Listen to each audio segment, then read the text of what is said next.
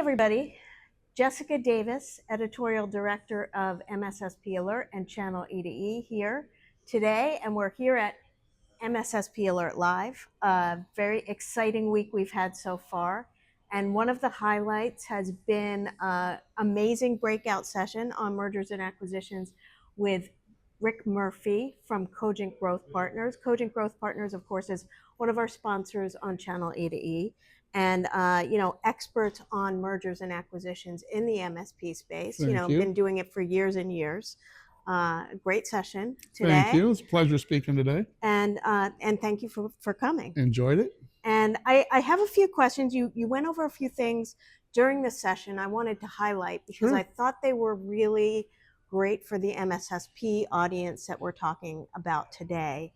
And I wanted, first of all, tell us your definition of an MSP versus an MSSP, because I thought that was great.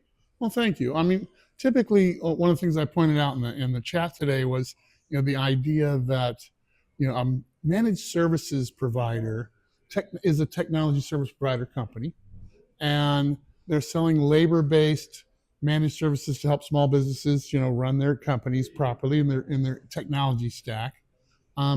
And their customer size is a little bit different than the MSSP. One of the biggest things is the MSSP to be wanting to purchase, cybersecurity services and whatever, as a small business, the ticket size tends to be a little bit bigger on a monthly basis. The typical thing is a MSSP is selling services that are stickier, have longer contracts, usually with larger type of customers who are needing that type of service, where an MSP might necessarily not be doing that. Right, makes sense. Right? And you mentioned something about the SOC as well. Yeah, so an MSSP typically has a SOC. And if they have a SOC, even if it's a fully vetted SOC, which most of them do, they're not using other people's services to sell their services to a customer. Right. They're using their own services, their own intellectual property, sometimes their own software, combinations of other people's software and how they're delivering it. Yep. Bringing that all through the security operations system center, to make that all functional. Yeah. Which an MSP doesn't do that. Right. Makes sense. But MSPs can sell SOC services to their customers by leveraging an MSSP. Well, that's right. So I think the main thing is the difference there is, you've got a managed services provider that has a small, medium-sized business customer, and that customer needs all sorts of networking services. At the same time, that customer's gotten big enough. Maybe it's a law firm or somebody that's in a professional services company, or they might be regulated. We call it regulated industry companies. Yeah.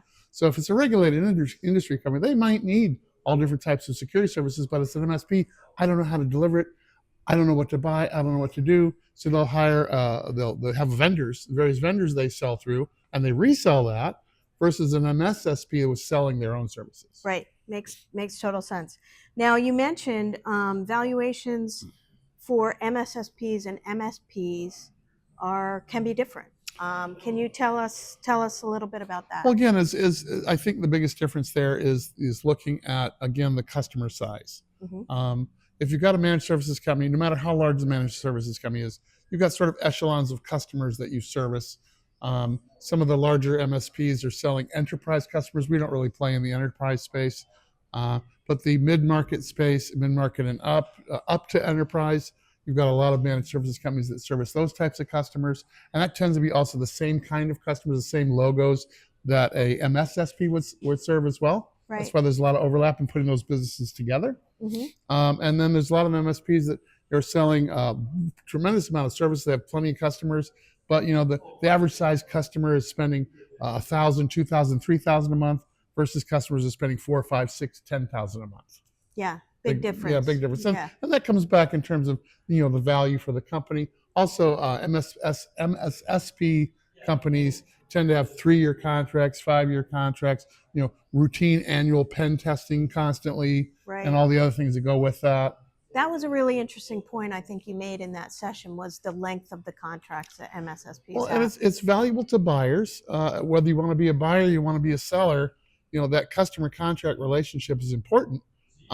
It's also the sustainability of that revenue after a transaction would happen. Right. How do I know that that's still going to be there as a buyer? Right. Because the buyer wants to make sure they're making a good investment.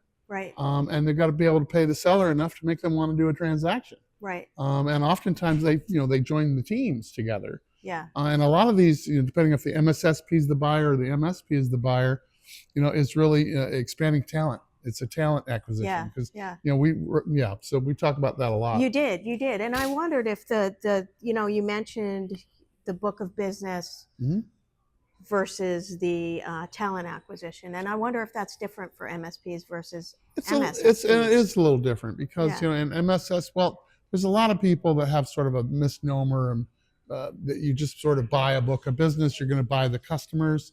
That's really not about all the employees that go along with it. And we find that to be less true. We don't really do a lot of deals like that. Almost, it's more rare than not. The idea that you've got these customer relationships that are longer lived, and a lot of MSPs are doing 1-year contracts, the 90-day out or a 60-day out. They're not really multi-year agreements.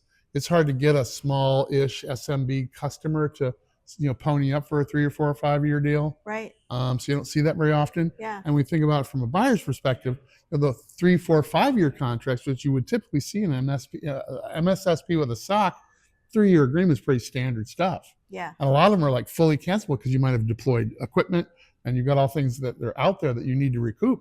So I need that 3-year deal or whatever to sort of pay off the investment. And you don't see that in MSP business as much. Right, right. So interesting. And so are you seeing any different levels of demand from buyers for MSSPs versus MSPs, or it's really interesting. This whole area is sort of in a state of flux and just kind of constant change. It's probably going to be that way for a while. Is the MSPs, especially the larger ones, that want to be selling security services and all that stuff that goes with it because their clients want it and they don't want to have to go to multiple companies to buy those services. So I'd rather have it in-house. I don't have the expertise. How am I going to get the expertise? Oh, I know I can acquire expertise, which is why it's a talent acquisition, because they know how to do this. I don't. Yeah. And I can get there much faster and have a really great product that I can vet because I can buy the company, I hope, and they got to come and join my team, and we got one big happy family. We're trying to make things happen. Right. Makes sense. Any other trends that the audience should know about when it comes to MSSPs and mergers and acquisitions? Well, I think right now what I'm seeing is we're seeing some MSSPs, they're thinking about buying MSPs because they're getting large enough to think about extending the logos they're selling into. So that's a trend that's going to, I think, pick up as the MSSPs get bigger and more profitable.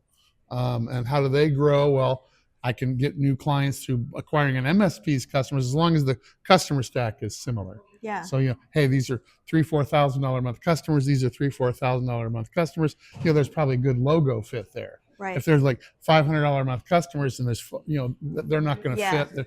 There's just no synergy there. Yeah. So I think that, again, the much larger MSPs are very much looking for being able to bring the MSSP services in-house.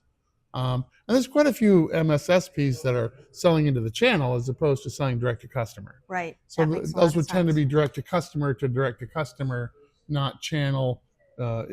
Channel to channel is one thing, customer to customer is another thing, but those got to stay in the same buckets. Right. Does that make sense? Absolutely. Well, thank you so much, Rick, for joining me here for this video today, live from MSSP Alert Live. That's right. And we'll connect again next month. Thanks a lot, Jessica. I appreciate it. you. Thank you very much.